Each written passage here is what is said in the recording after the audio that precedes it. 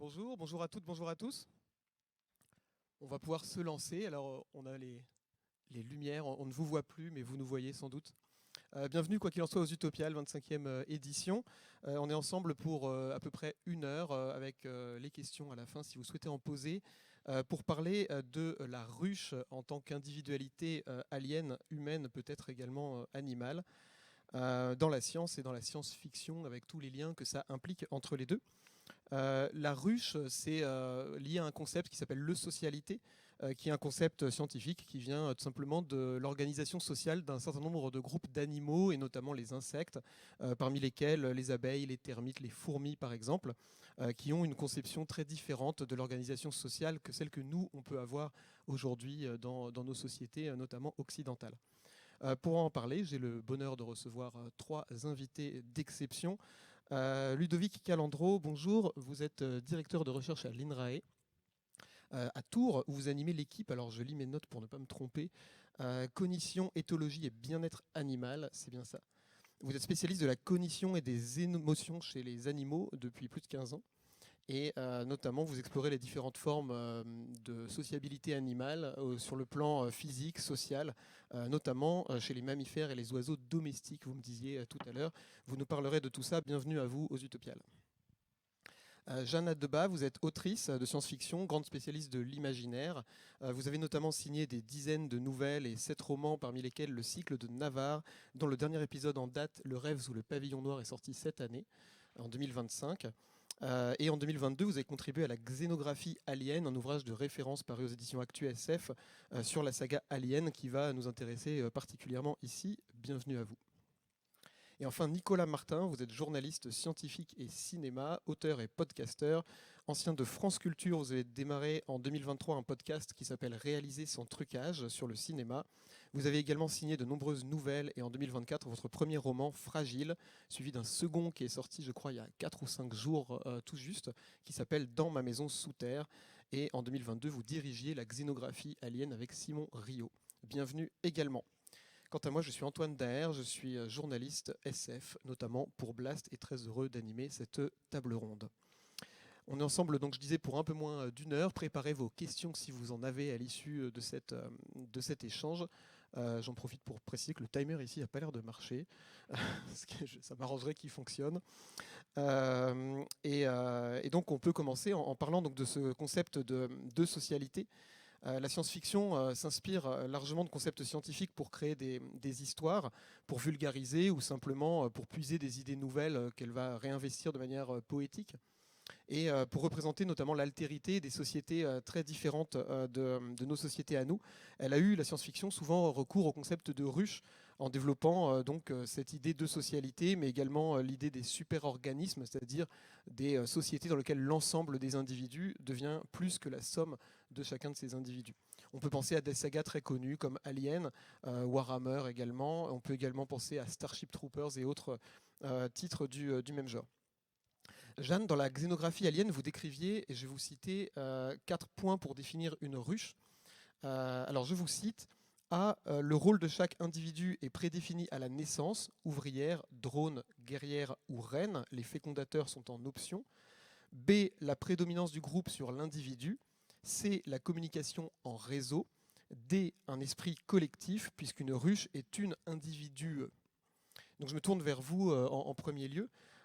Quel est l'intérêt pour vous, en tant qu'autrice de SF, de puiser dans ce concept-là et dans les concepts scientifiques en général pour raconter des histoires nouvelles? On peut durer 3 heures, tout à fait. Le chrono marche, Non, merci beaucoup. ils voudront pas. Euh, En tant qu'autrice, toutes les idées sont bonnes à prendre, hein, ça déjà, ce sera la base. Mais la ruche m'a toujours fascinée personnellement. Je trouve, quand j'étais petite, j'avais une fourmilière à la maison, hein, c'est les vivariums, tout ça, ça faisait partie des jeux assez fréquents. Mais il n'y a pas que la vulgarisation pour la SF ou l'amusement, il y a aussi la politique, évidemment. Et décrire une véritable communauté ultime, c'est la ruche, politiquement, c'est, à mon avis, super intéressant à tout niveau. Parce que nous, notamment les Européens, on est terriblement cartésiens. C'est le moi qui compte. Moi, je pense, donc je suis. Et on oublie très facilement et de plus en plus le nous de la communauté. Par conséquent, utiliser l'idée de la ruche, c'est son reflet, c'est super intéressant pour un romancier de science-fiction. Je l'ai fait plusieurs fois dans mes propres histoires, et dans le dernier, il y a une espèce de ruche biomécanique qui serait un Borg plutôt sympa, le Noumen. C'est une intelligence collective qui a absorbé des savants un peu timbrés, qui n'ont pas vu le truc venir et qui, bon, bref. Mais le résultat, c'est une entité bienveillante, en fait. Pour moi, la ruche, elle n'est pas... Dans la SF, au départ, c'est plutôt l'ennemi. Hein, c'est plutôt Alien, c'est plutôt la reine. Quand on commence avec Frank Herbert, la ruche d'Elstrom, c'est une menace pour l'humanité, la ruche d'Elstrom. Mais si on regarde ce qu'écrit Herbert de sa ruche, en fait, c'est une utopie en soi. Et c'est même pas une utopie tellement effrayante dès qu'on met de côté la question du jeu. C'est une utopie qui permettrait la survie de l'humanité. Or, quand on empile des individualités, ça donne la situation actuelle, hein, que je ne vous décris pas parce qu'on est quand même là pour s'amuser un peu. Et donc, du point de vue d'Herbert, oui, la ruche, c'est l'ennemi, mais c'est aussi le sauveur. Voilà, je vais m'arrêter là parce que sinon, j'en ai pour 3 heures. Donc, vous avez sauté directement à ce que j'avais prévu d'évoquer à la fin sur la partie politique, donc c'est très bien, on y reviendra largement. Je pense que si la ruche peut faire peur ou peut inquiéter à certains égards, c'est notamment parce qu'on a nous-mêmes cette idée du jeu, enfin de l'individu qui se retrouve dissous dans un tout plus grand, et ça peut nous effrayer vu la culture occidentale dans laquelle on baigne. Ludovic, si je me tourne vers vous, dans cette idée de socialité, on a l'idée, alors je vais peut-être mal le dire, vous allez peut-être l'expliquer mieux que ce que je peux le formuler moi. Il y a l'idée que le déterminisme génétique vient en fait préprogrammer la vie des individus. C'est sans doute aussi ça qui aujourd'hui nous inquiète, puisqu'on a cette idée peut-être vraie, peut-être fausse du libre arbitre. Est-ce que vous pouvez un petit peu nous expliquer le lien entre le déterminisme génétique et l'apprentissage ultérieur dans la connaissance scientifique actuelle? Ce qu'on appelle l'épigénétique. Tout à fait. Ouais. En fait, il y a un dialogue permanent entre notre code génétique et ce qu'on appelle l'épigénétique. Alors en fait, pour expliquer les choses simplement, notre code génétique, c'est un cadre. En fait, il faut imaginer même un fil qui est composé, alors je le fais d'une manière très simple, je le décris d'une manière très simple, mais d'une suite de gènes. Et ces gènes, en fait, sont importants et vont s'exprimer pour le fonctionnement de notre organisme, notre développement, la mise en place des choses. Ce cadre, il contribue au fait que, par exemple, nous allons être humains, ou alors nous allons être un autre type d'animal. Mais en fait, c'est un cadre de possibilités, ce n'est pas un cadre rigide. Il y a un dialogue permanent donc, avec ce qu'on appelle l'épigénétique, puisque en fait, autour de ce fil, ce qu'il faut comprendre, c'est que l'ADN, c'est un fil, mais en fait, qui se compacte, qui se détend.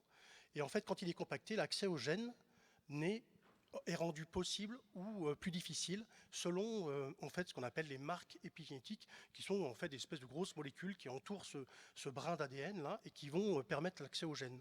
Et en fait, l'environnement, tout ce qu'on vit, les apprentissages, nos interactions avec le monde physique et le monde social, vont justement modifier et rendre possible justement ce cadre génétique. C'est ce qu'on appelle l'accès aux gènes sera possible via l'environnement.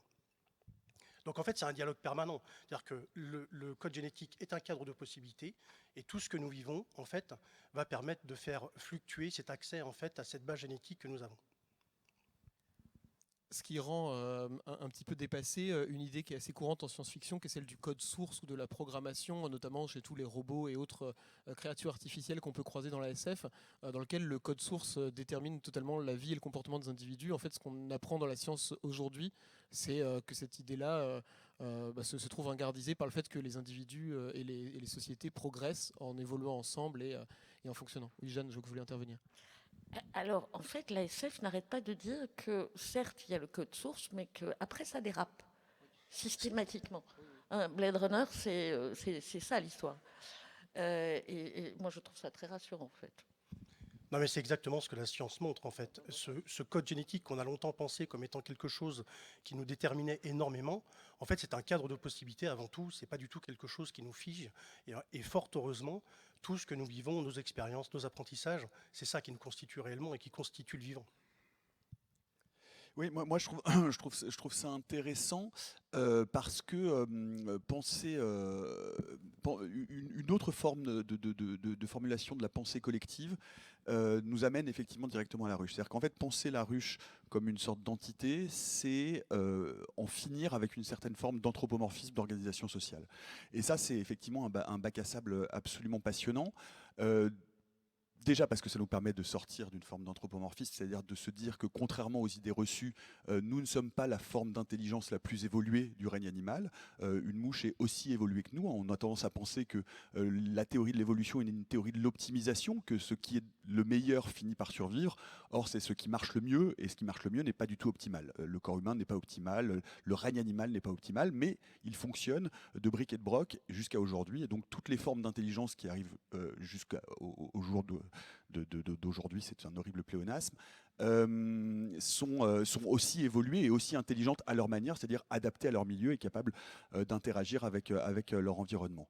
Je trouve ça intéressant parce que, pour le coup, moi j'ai écrit une nouvelle dans Les Nouveaux Déviants qui s'appelle Un monument de chagrin, où on est dans un futur certainement très lointain, peut-être même sur une autre planète. Enfin, toujours est-il que la vie à la surface est devenue impossible à cause du réchauffement, c'est-à-dire que le soleil brûle littéralement toute forme de vie à l'extérieur. Et donc, l'humanité a évolué en une forme de ruche, c'est-à-dire de termitière, où le code génétique donc indique et détermine la fonction sociale. Donc, finalement, c'est une très très belle allégorie d'un ordre oppressif, puisque quand l'ordre oppressif est inscrit dans nos gènes, que se passe-t-il quand la structure sociale commence à dérailler?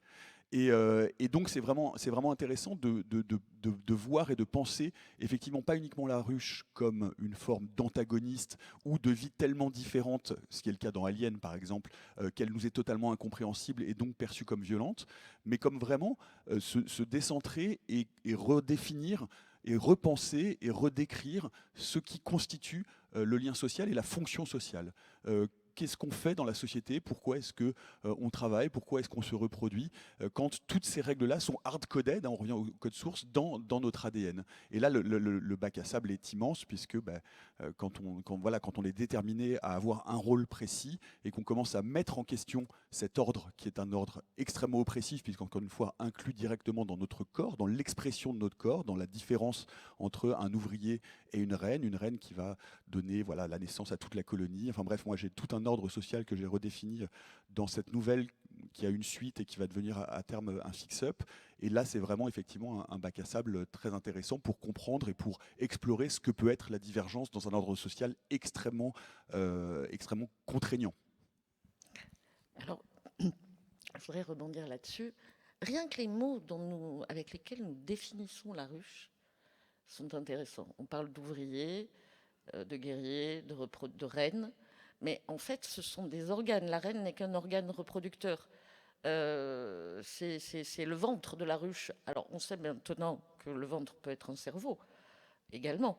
Mais la façon dont nous les définissons, rien que par les mots basiques, familiers, ça dit beaucoup de nous et rien de la ruche, en fait. Tu voulais intervenir peut-être? Oui, non, mais je voulais rebondir sur ce que vous dites, parce qu'effectivement, c'est une vraie forme d'intelligence, la ruche, mais où les décisions sont complètement collectives. C'est-à-dire que, comme vous le dites, chaque caste ou chaque individu, finalement, ne prend pas réellement de décision. Les décisions sont réellement prises de façon collective. Donc, en fait, il faut peut-être plus voir la ruche comme un assemblage d'organes et où l'intelligence se crée vraiment dans le collectif et pas au niveau même de la caste ou au niveau de l'individu. Et c'est ça qui est intéressant d'ailleurs dans l'exemple de la ruche, c'est comment un système peut prendre des décisions intelligentes, enfin intelligentes au sens adapté, mais de manière totalement collective. C'est-à-dire qu'il n'y a pas un individu qui prend la décision. C'est là où on voit d'ailleurs que la notion d'intelligence est un piège. C'est-à-dire que l'intelligence, pour nous, primates évolués, c'est une forme de conscience de soi, de complexité, de capacité de projection des émotions, de théorie de l'esprit, etc. Or, on voit bien, pour la ruche, c'est particulièrement flagrant, que cette notion d'intelligence est beaucoup plus vaste, c'est-à-dire vraiment c'est une sorte de cognition collective. On serait, même si nous avons la reine mère sur scène, totalement incapable de prendre une décision collective comme une ruche, même sauf si Jeanne peut-être nous donne le top, et à ce moment-là on commence la révolution. Non, pardon. Non, mais c'est intéressant par exemple de voir chez les abeilles comment à un moment donné un groupe d'abeilles, il va y avoir une sorte prend la décision d'aller fonder une ruche et une autre ruche, et donc de se séparer de la ruche initiale pour en fonder une autre. Et ça, c'est une sorte de système de cooptation et de transmission d'informations d'abeille à abeille jusqu'à ce que le groupe formé Exactement. soit suffisamment. Peut-être que tu peux en dire un Oui, mot. c'est basé sur la notion de quorum, en fait. C'est-à-dire que chaque abeille qui part explorer, en fait, elle part presque au hasard. En fait, c'est pas totalement vrai parce que on est revenu là-dessus. C'est-à-dire qu'on pensait que les systèmes collectifs des insectes, tels que les abeilles ou les fourmis, n'avaient pas véritablement de cognition propre. En fait, si, ils en ont une, sauf qu'elle est effectivement limitée. Et en fait, une abeille va partir pour trouver une nouvelle ruche. Alors, à la limite, l'exemple qui est peut-être le plus juste, c'est celle des fourmis, quoi. On a vraiment des fourmis qui partent explorer et pour former des nouvelles colonies. Et en fait, c'est pas simplement, elle trace un chemin, elle revient à la ruche, et elle va en fait recruter d'autres exploratrices avec elle. Et en fait, c'est par un système, je dirais, de quantité d'individus qui se retrouvent à un moment donné sur un site qui semble adapté, que la décision est prise. Et il n'y a personne, en fait, c'est vrai qu'il n'y a pas un individu qui prend une décision, c'est vraiment de l'intelligence au sens, quand on dit intelligence, là on parle de capacité à s'adapter et puis capacité à survivre, en fait, chez ces animaux-là. Et en fait, c'est vraiment une intelligence collective qui nous dépasse un peu, quoi. Il y a un roman de science-fiction qui a particulièrement bien décrit ça, enfin une trilogie, c'est l'Ancillaire. Dans l'Ancillaire, je vous le fais court, mais je vous conseille ça. Ce bouquin, ça a été mon éblouissement il y a 10 ans, et ça reste une lecture que je refais assez fréquemment. Donc en gros, vous avez les vaisseaux. Les vaisseaux sont des consciences IA, et ces consciences sont des segments qui sont en fait téléchargés dans des corps humains. Alors c'est assez abominable, hein, ils prennent des prisonniers pendant des guerres et ils téléchargent la conscience du vaisseau dans les corps. Et en fait, chaque fragment du vaisseau est le vaisseau lui-même. Le vaisseau est à la fois est lui-même partout. Et le drame de l'histoire, c'est que un jour, la reine-mère de cette succession de ruches de vaisseaux décide de détruire le vaisseau Justice de Toren. Et donc elle y embarque. Je ne vous raconte pas tout, je vous raconte juste le départ. Hein. Les 2 premiers tomes et demi. Même pas, les 10 premières pages en fait. Et en gros, on pose une bombe, le vaisseau explose et au dernier moment, il y a un segment qui réussit à s'enfuir. Et c'est comment ce segment qui se retrouve seul, coupé de la ruche, va réussir à survivre et devenir une conscience signifiante. Et gagner pour les vaisseaux le fait d'être une conscience signifiante. Mais c'est absolument fabuleux la façon dont elle décrit, Anne Leckie, la conscience collective absolue. Le moment où le vaisseau est à la fois sur une planète et dans l'espace. Le moment où le vaisseau s'occupe de recoudre les boutons d'une lieutenante et la fois où elle écoute le capitaine se beurrer la gueule en pensant à sa femme et en lui faisant tap, tap, tap. C'est hallucinant. Anne Leckie est une immense autrice, mais là, elle a fait, pour moi, une œuvre majeure de la SF des années 2000. Et donc, c'est là que c'est le moment où la science-fiction s'empare de ce genre de définition, on finit par se rendre compte qu'en fait, nous-mêmes, là, tous les trois, et vous tous, en fait, nous sommes des ruches. Parce que de la même façon qu'un ouvrier, une guerrière, une reine, notre corps n'est qu'un assemblage de cellules qui sont vouées à une tâche, celle-là, et pas une autre. Et on ne sait pas bien qui décide, en fait. La notion d'individualité, elle est totalement fumeuse.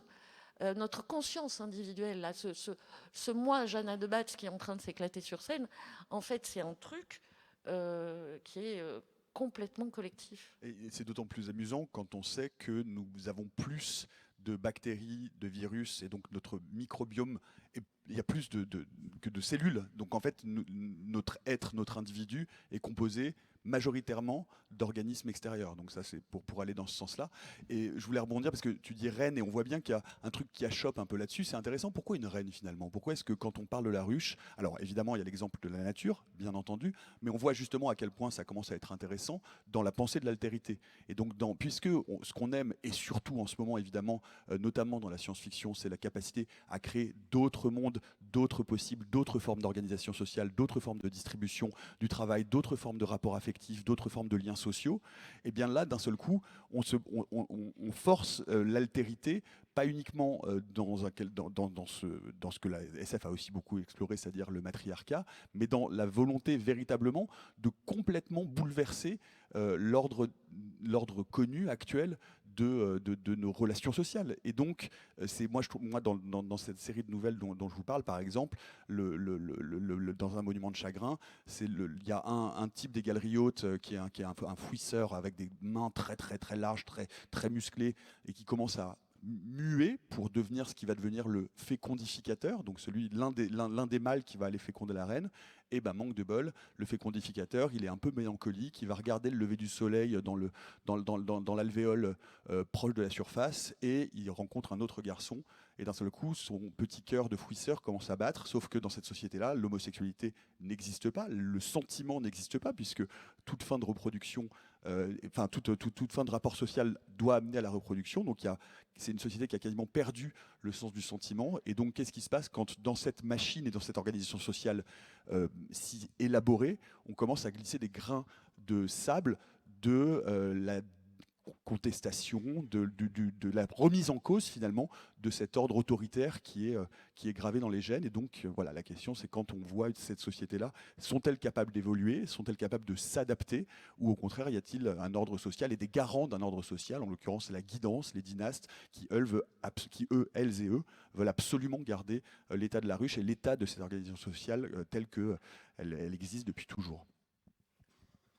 C'est également sans doute une des raisons qui inquiète dans la science-fiction de manière, j'ai l'impression, majoritaire. C'est que dans la ruche, que ce soit nous en tant que ruche individuelle dont vous parliez tout à l'heure, ou dans les ruches collectives dont nous sommes plus ou moins partie prenante, c'est l'idée que le libre arbitre en fait n'existe plus.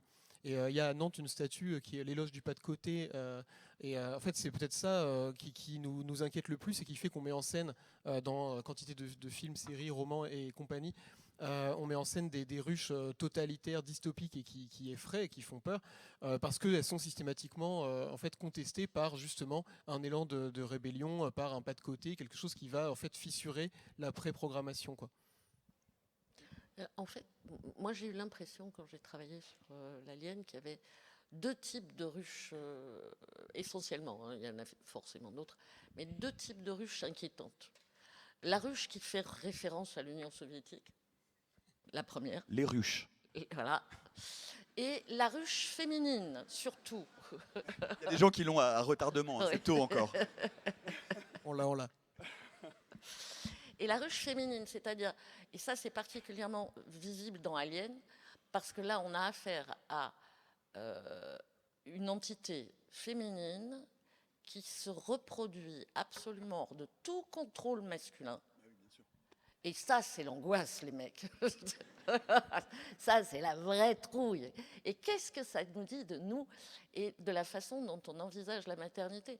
Pour moi, Alien, ça a été tout de suite, de toute façon, un truc de la maternité. Déjà dans le premier, je ne connais pas une nana qui n'ait pas parlé de son fœtus comme d'un alien depuis la sortie du film. Donc déjà, il y avait ça dans le premier. Mais ensuite, lorsque la reine arrive, lorsqu'elle commence à se battre avec Ripley, tout en l'adoptant, on est vraiment dans un conflit de reines, là.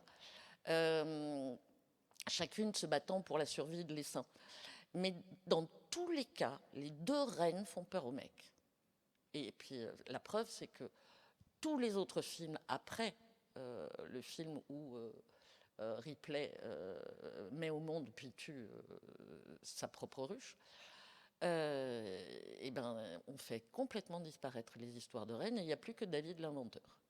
Allez, redonnons le pouvoir aux mecs, on ne sait jamais, hein, des fois que ça donne des idées. C'est amusant parce que donc je vous parle de ce fix-up autour de cette colonie que j'appelle le Terfuge, le deuxième volume, la deuxième nouvelle. D'ailleurs, je crois qu'elle est sortie pour les plus perverses et pervers d'entre vous en petit fascicule gratuit chez Cultura. Mais ce sera mis dans et du coup la deuxième nouvelle se passe autour de la parturiente, donc de la reine de toutes et tous, et elle est entourée de 4 femmes qui s'appellent les gynétrices et qui sont là pour s'occuper d'assister à tous les rituels de fécondation, de sortir tous les nouveau-nés et tous les fœtus pour mettre dans des alvéoles. Donc je me suis rapproché là des guêpes et des abeilles. Et bon, il se passe un événement qui fait que la parturiente, elle est en fin de cycle, donc elle va se faire dévorer par les gynétrices. Elles doivent manger leur cœur puisque l'étape suivante, c'est que l'une des 4 va devenir la prochaine parturiente. Et là, l'une de mes héroïnes commence à se dire, mais en fait, est-ce que j'ai vraiment envie que mon corps commence à devenir absolument difforme, de passer ma vie allongée à me faire féconder, pas vraiment avec mon consentement, pour terminer par me faire dévorer par les femmes qui s'occupent de moi. Est-ce que finalement c'est un destin très enviable ? Et elle commence à se dire que pas top. Et donc voilà, et donc là c'est le même grain de sable que je mets dans la mécanique dont je vous expliquais avec l'homosexualité de mes deux personnages principaux. Et je rebondis sur ce que disait Jeanne, quelque chose que je trouve fascinant à utiliser, et quelque chose dont peut-être tu pourras nous parler, qui terrifie littéralement tous les auteurs masculins hétérosexuels de cette planète, c'est la parthénogénèse. Mon Dieu, que se passerait-il à partir du moment où une femme ou une femelle dans la colonie arrive à se reproduire seule sans l'aide des hommes? Et ça, on le voit partout dans la nature. On le voit pas uniquement d'ailleurs dans les espèces sociales, mais on voit par exemple dans des zoos.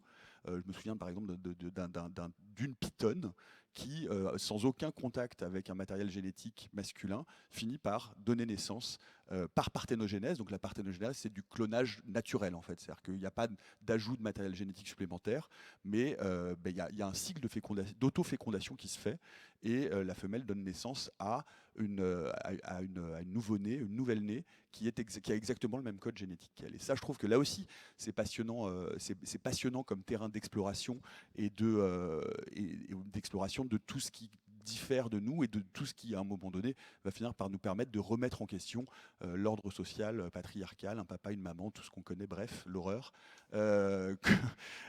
qu'on vit aujourd'hui, et qui vit de belles heures telles qu'on ne les attendait plus tellement au tournant.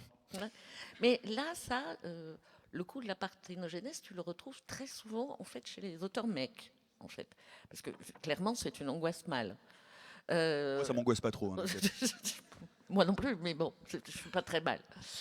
Et notamment chez un auteur qui s'appelle David Brin, dans un roman qui s'appelle Saison de gloire, où il imagine une société féminine qui c'est toujours une espèce comment on dit hermaphrodite? Non, il y a les deux bisexuels. Non, bah si, il y a les deux genres donc qui se baladent, mais il y a plusieurs types de citoyens, et les plus hauts citoyens, ce sont des groupes de femmes clones. Qui sont donc, quand une femme a particulièrement donné à la société, etc., elle gagne le droit d'avoir un ou deux ou plusieurs clones. Et il y a donc les familles régnantes sont des familles de clones qui vivent ensemble. Et c'est le vrai amour, le vrai et le seul unique amour. Elles reçoivent des mâles vaguement pour amorcer les clones. Et de temps en temps, pour être gentilles avec eux, elles leur font des enfants pour eux. Voilà. Et les filles, elles les gardent un peu longtemps. Les garçons, elles les balancent aux mecs. Des merdes à sexe, c'est le tien, celui-là. Et on le reverra plus tard s'il est gentil, s'il est bien sage. Et là, chez Brin, qui fait quand même de gros efforts pour être féministe, je vous jure, dans ce roman, il fait tout ce qu'il peut, mais il n'y arrive pas.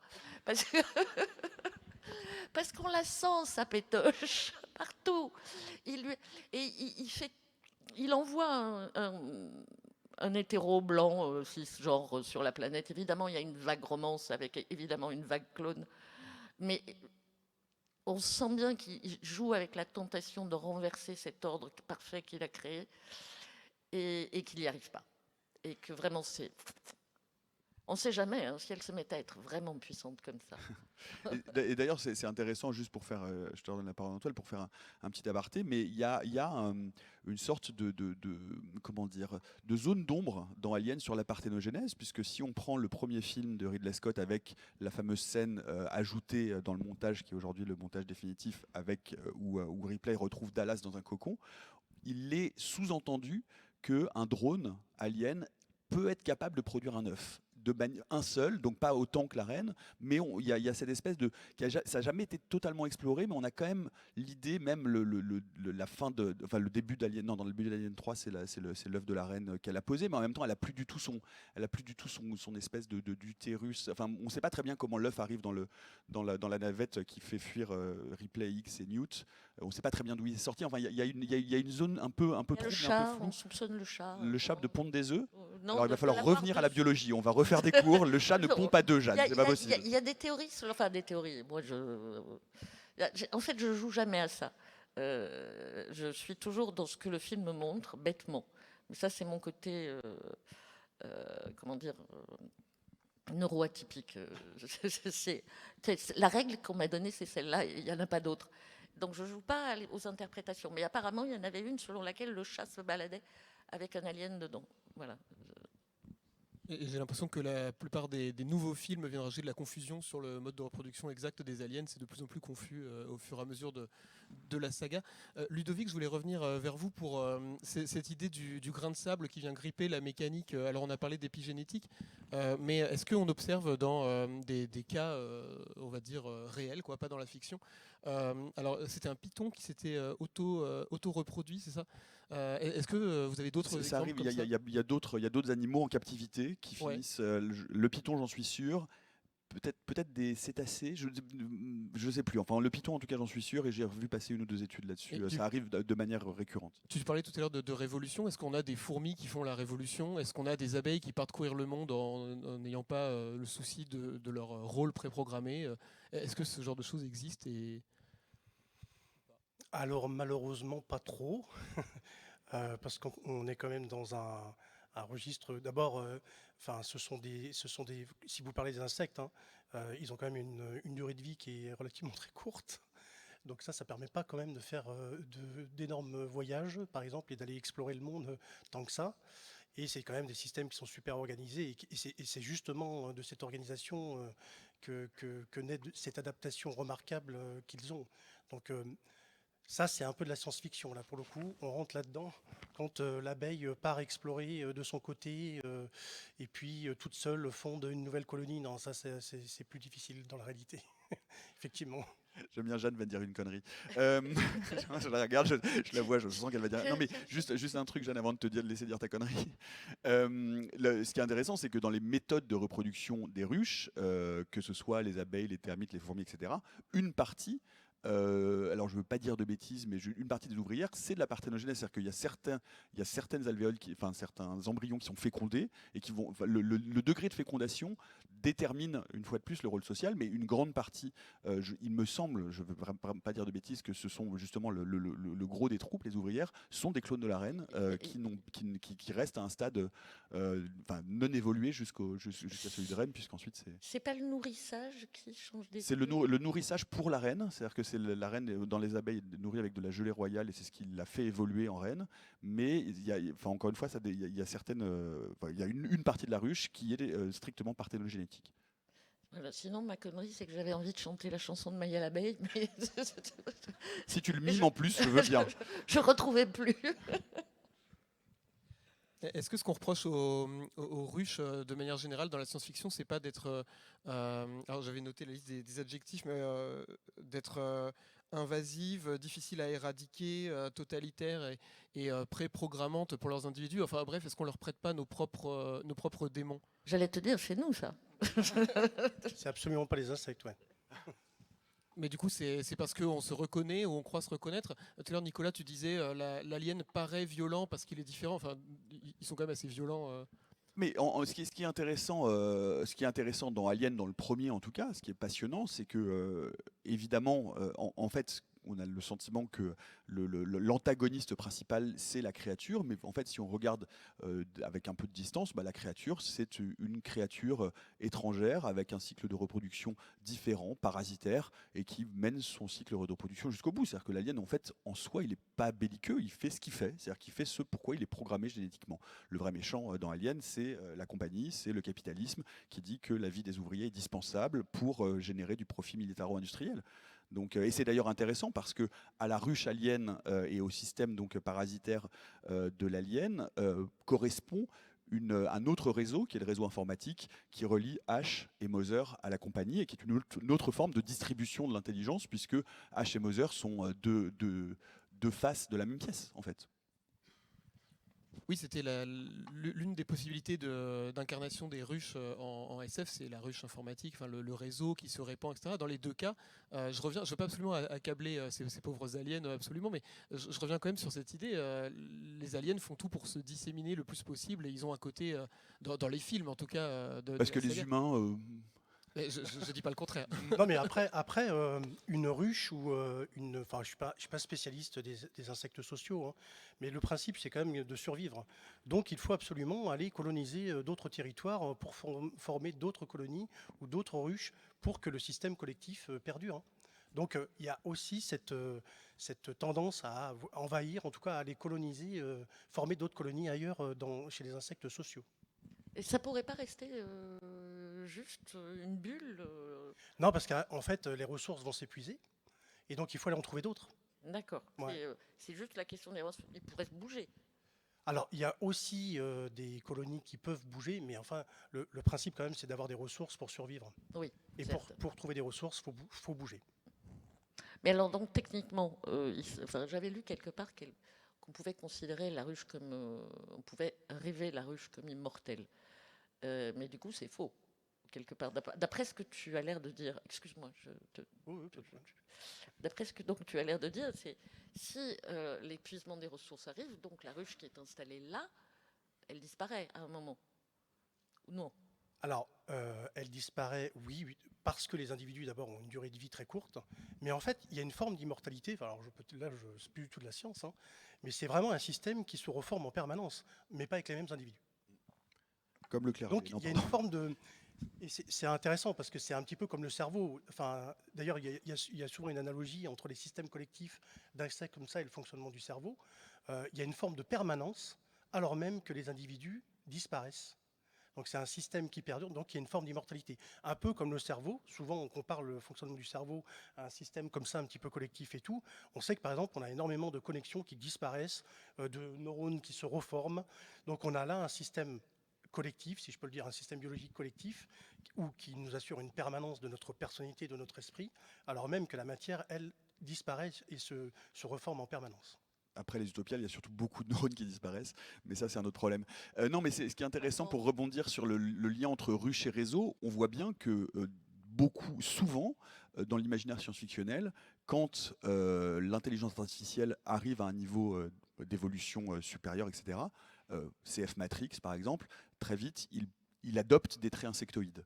C'est-à-dire que c'est absolument, dans Matrix particulièrement, l'image de l'intelligence centrale distribuée avec des fonctions, avec des robots qui chacun effectuent et sont créés pour une raison précise. Donc il y a effectivement là très clairement une forme de... Ouais, c'est intéressant, ça me fait revenir à ce que disait Jeanne tout à l'heure, parce que sur l'idée que la ruche soit hostile, elle est hostile sous la plume d'auteurs mâles. Enfin, je veux dire, c'est l'inquiétude de penser que la société puisse évoluer de manière différente où ils ne sont plus au centre du processus reproductif. Et donc voilà, donc c'est pourquoi sont-ils si méchants ? Parce que ça leur fout la trouille. Et ça, c'est assez cool. Plus au centre tout court. Alors, même la juste, c'est la perte de pouvoir totale là, à laquelle on a affaire par rapport à la ruche. Oui. Et d'ailleurs, dans Matrix, on a cette civilisation de machines insectoïdes, enfin en partie insectoïdes, qui va cloner l'humanité pour elle-même perdurer et s'en nourrir. Et on a une autre figure qui est celle des virus, qui est utilisée par Smith quand il dit quelle est l'autre forme de vie qui, comme l'humanité, se déplace d'un écosystème à un autre, le dévaste et puis après va au suivant. Ludovic vous dit en gros ce qu'épuisement des ressources, c'est un peu ça aussi, les ruches, les fourmilières et donc les virus, c'est l'analogie qui est prise par Matrix, que c'est pertinent ou on est sur des choses qui fonctionnent pas du tout pareil? Alors, tout à l'heure, tu en as parlé, mais nous-mêmes, en fait, on est composé de microbes et de virus en quantité, mais faramineuse. Et en fait, c'est une vraie symbiose, hein. Alors, c'est une symbiose qui, par moments, peut dysfonctionner, mais le principe, c'est ça, c'est qu'en fait, ils profitent de nous et nous profitons d'eux. Donc, mais par contre, là, c'est bénéfique, c'est bénéfique à tout le monde, quoi. Et c'est pour ça qu'il ne faut pas boire de l'eau de Javel, contrairement à des propos tenus par un président américain il y a quelques années. Un président orange. Moi, j'aime bien l'appeler comme ça. Président Orange, oui. Très bien. On va se diriger tranquillement vers le moment des questions de la salle. Je ne sais pas si vous avez des questions à poser à nos invités. On vous voit difficilement, mais Il y a on plein de voit quand petites même. mains qui se lèvent dans Oui. la ruche, dans la colonie. Par ici. Vous avez envie d'être plutôt des termites, des abeilles, des guêpes, des fourmis? Ah, je vois des gens. Hein. Je ne sais pas si on a un micro qui... Je vais Il y a plein de mains. Ouais, il y a des Je vois. micros qui arrivent. Ah, c'est tombé là-bas finalement. Je sais pas si je commence. Bonjour. Bonjour. Ça a été brièvement abordé. J'aimerais avoir une réponse un petit peu plus longue. Est-ce qu'il y a des exemples, alors apparemment peu fréquents, mais des exemples quand même récurrents d'individus qui quittent la ruche, la fourmilière, le collectif? Est-ce qu'on sait pourquoi? Et surtout, comment est-ce que c'est accueilli par le collectif?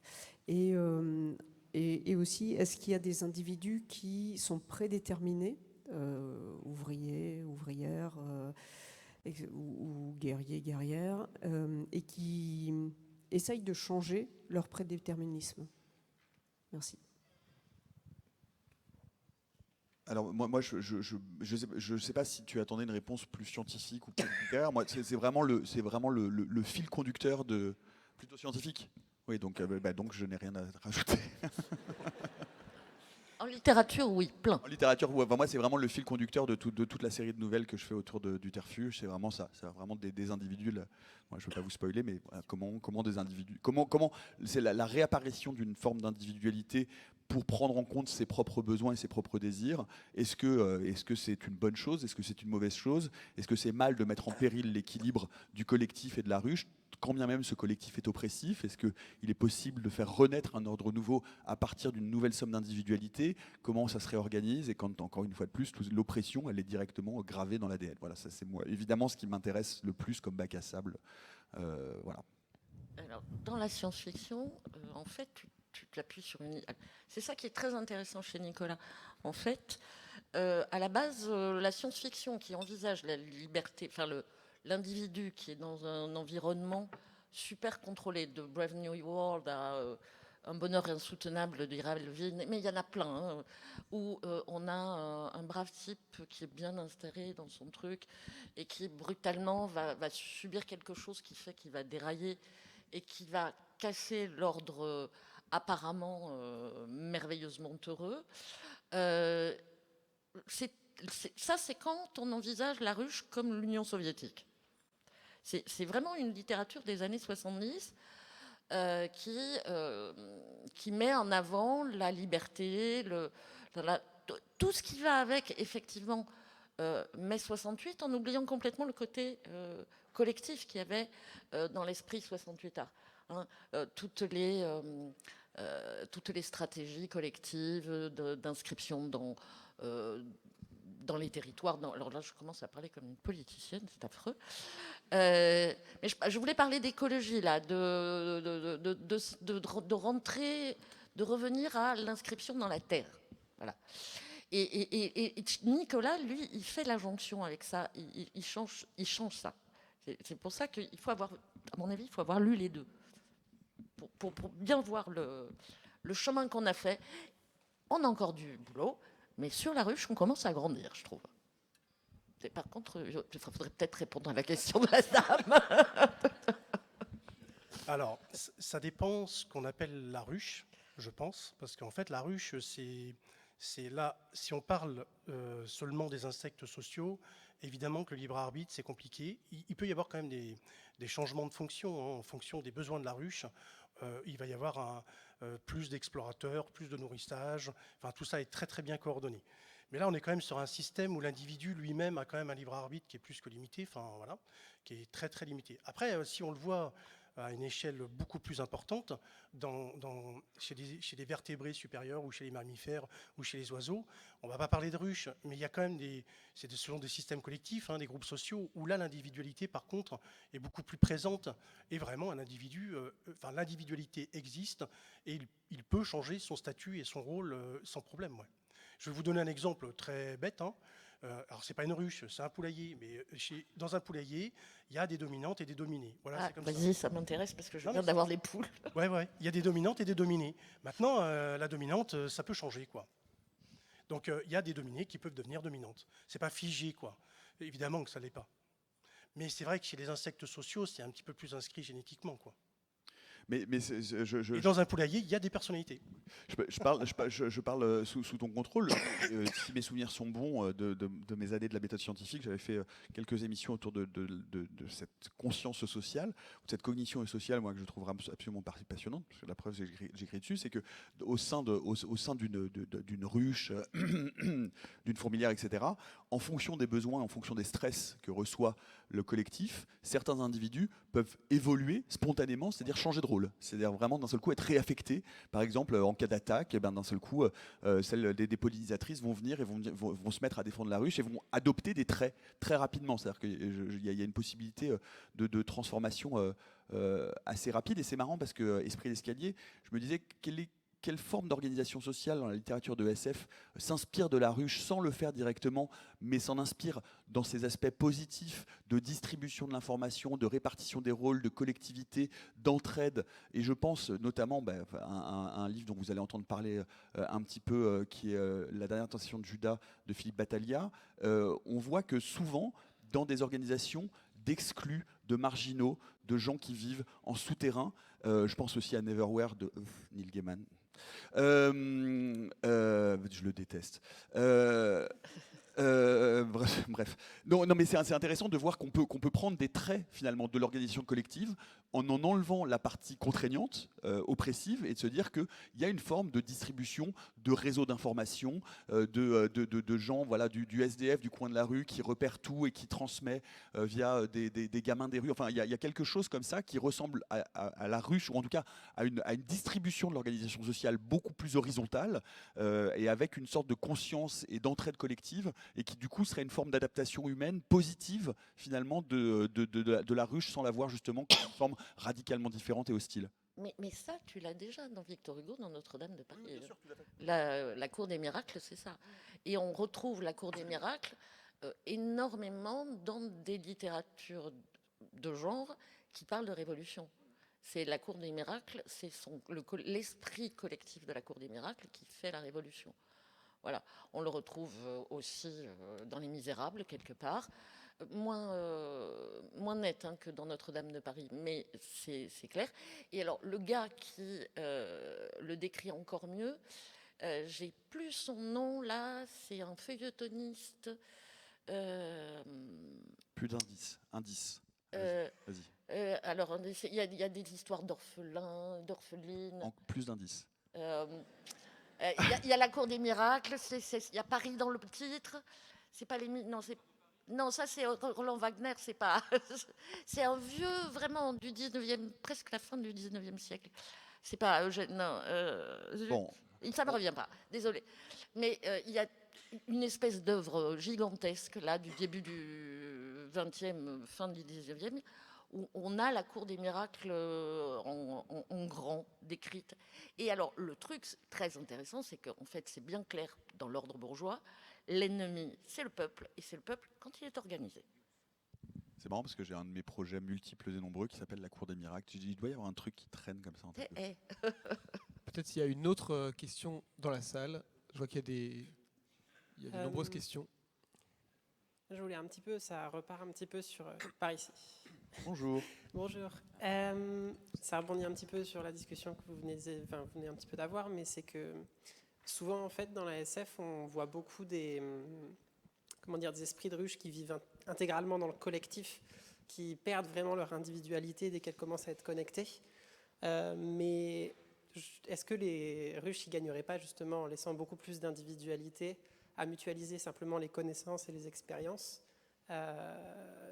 plutôt que de juste devenir un grand collectif, de pousser l'individualité. Et est-ce que forcément on va perdre cette individualité dans une ruche? Je sais pas ce que vous Pour rebondir, je ne sais pas si ça va aller exactement dans ce que tu dis, mais ce qui est intéressant, c'est que la ruche comme collectif ne fonctionne qu'à travers une grande diversification de ces individus. La ruche malade, c'est l'agent Smith, où ça n'est plus que la reproduction d'une seule et même entité à l'infini et qui fonctionne de manière complètement distribuée. La ruche est diverse et sa diversité assure non seulement sa pérennité, mais aussi sa taille, sa structure, etc. Et si on sort un peu du registre de la ruche et des insectes, évidemment que l'individualité, c'est extrêmement important, puisque en fait, si on est tous identiques, il y a un risque majeur à ce qu'on disparaisse tous à cause du même facteur. Alors qu'au contraire, la diversité, c'est de la richesse, quoi. Et ça permet encore plus de survivre, qu'on soit tous très différents. Comme les bananes. Avec lesquels tu partages 60% de ton génome, je te rappelle. Je sais bien. Alors c'était Eugène Sue, et la personne qui m'a dit les mystères de Paris avait raison, et j'aurais dû me souvenir que c'était en hommage à ça que Roland avait écrit ses bouquins. Est-ce que tu peux développer comme les bananes? Parce que toutes les bananes que tu manges, c'est la même. C'est vrai. Merci. C'est quand même... Attendez, j'ai un mot de la fin. C'est quand même une idée. Il reste 7 minutes, hein. Du calme, je m'en doute. Mais un mot de la fin avec une banane. En gros, est-ce que vous ne trouvez pas terrifiant l'idée que nous sommes tous en train de manger indéfiniment la même banane? Moi, je trouve que ça donne une idée de l'infini. Source.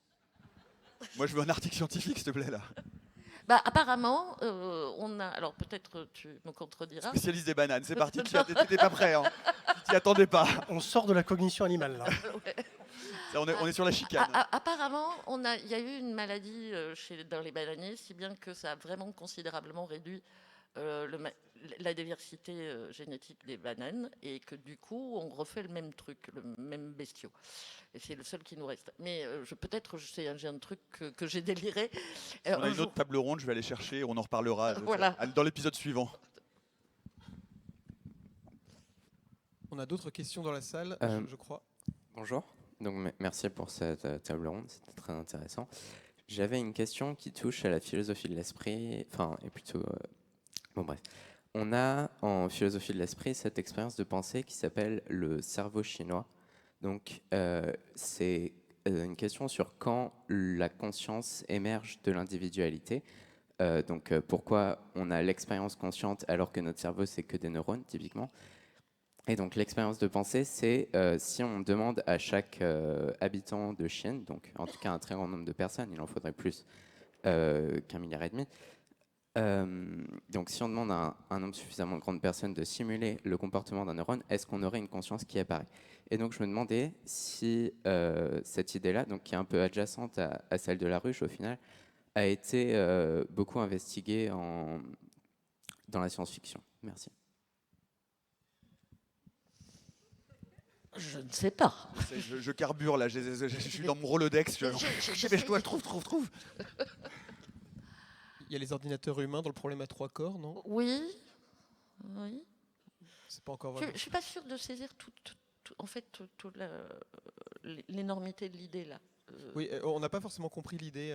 Voilà, si. mais je suis con. Hein, donc. Est-ce voilà. que tu veux bien la développer un petit peu parce qu'on Oui, a... bien sûr. Merci. Donc, vous êtes tous des humains normalement. Et, Qui sait? Jusqu'à preuve du contraire. C'est ça. Peut-être des bananes. Et vous êtes conscient. Et, je suis pas sûr non plus. et du coup, donc il y a probablement plusieurs hypothèses. Peut-être qu'on a une âme, peut-être que notre conscience est administrée par notre cerveau, mais existe en dehors de lui. Ou peut-être même, on pourrait parler du panpsychisme, où la matière est fondamentalement de la conscience, mais toujours est-il que tout n'est pas conscient, ou en tout cas, on pense que tout n'est pas conscient.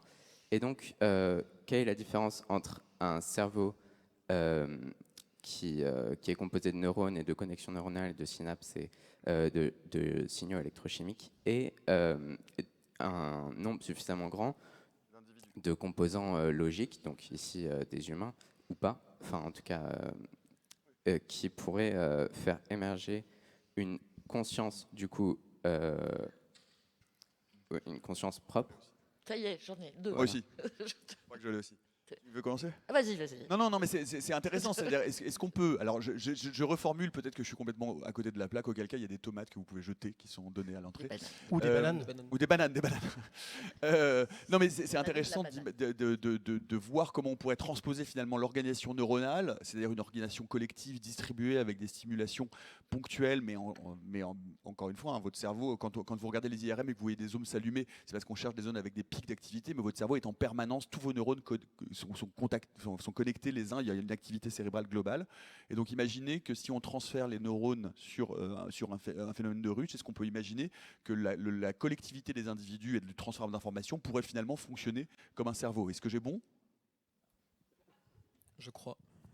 Oui, du coup, c'est à peu près ça, oui. Ok. Je sais pas.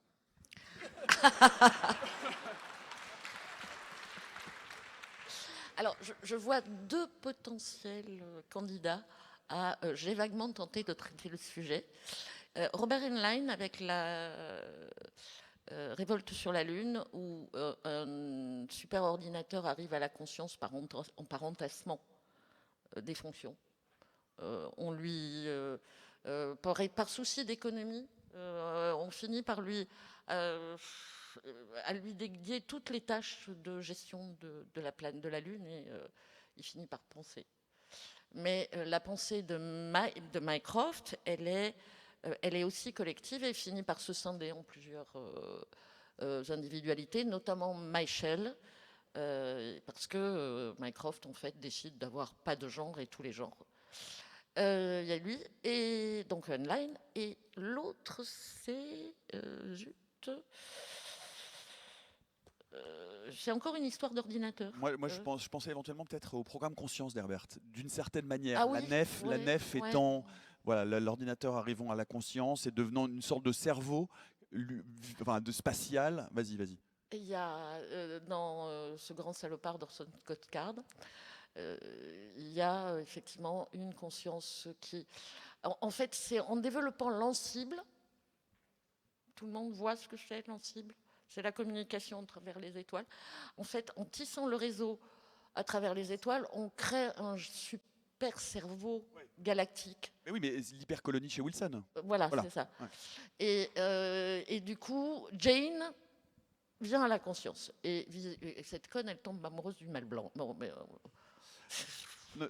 un mot, l'hypercolonie, si vous n'êtes pas familier avec le concept, l'hypercolonie, c'est chez Wilson, c'est l'idée, on appelle ça aussi les sondes de von Neumann en physique, et c'est l'idée que l'ultime étape de l'évolution d'une civilisation, c'est finalement de créer, de stocker sa mémoire dans des formes de robots organiques qui sont vraiment et qui baignent l'espace profond, qui sont une conscience totalement distribuée à l'échelle de l'univers, qui possèdent et qui détiennent la mémoire de l'univers, mais qui n'est pas totalement consciente d'elle-même, et qui est en fait finalement une sorte de code génétique, biomécanique, quasiment invisible, qui pourrait être la matière noire, et qui à un moment donné, quand elle rencontre des formes de vie, pourrait créer la panspermie, etc., et qui ressemble quand même à l'idée d'une conscience distribuée, d'un cerveau passif à l'échelle de l'univers. Ouais. Mais sans rentrer dans une échelle aussi grande, en tout cas, les travaux récents en neurosciences, notamment relationnelles, montrent qu'il y a des choses qu'on n'imaginait pas forcément, des phénomènes de synchronisation cérébrale qui se mettent en jeu entre des participants à des jeux, par exemple, ou dans la relation entre la mère et ses enfants. Et ces phénomènes de synchronisation cérébrale, on ne sait pas bien ce qu'il y a derrière, en fait. Ça pourrait être une forme de conscience sociale collective à une échelle là vraiment d'une relation filiale par exemple ou même d'un groupe. Donc là vraiment c'est grâce aux essors de l'imagerie en fait qu'on commence à avoir ce genre de données et qu'on ignorait complètement. On ne sait pas ce qu'il y a derrière ces synchronisations cérébrales. Oui, pour finir vraiment en un mot, c'est hyper intéressant cette étude qui montre notamment dans les rapports amicaux, dans les gens que vous côtoyez le plus, il y a effectivement une forme de syntonisation, c'est-à-dire que vous finissez par fonctionner, il y a des ondes cérébrales qui sont un peu similaires et il y a une sorte de communication inconsciente, voilà, implicite, qui fait que vous vous synchronisez finalement avec les gens qui sont les plus proches de vous et là vous vous dites « Eh merde, Simon Rio, putain !» L'angoisse. Et chez les filles, dans les dortoirs de filles, quand on se met à toutes avoir les règles en même temps, au bout d'un certain temps. Là, l'organisme on communique de façon totalement inconsciente. Alors, toutes, non, mais c'est beaucoup quand même. On a l'écran devant nous qui commence à nous engueuler, alors ça va être le mot de la fin, on ne va pas prendre de nouvelles questions. Merci à toutes et à tous, merci à vous trois.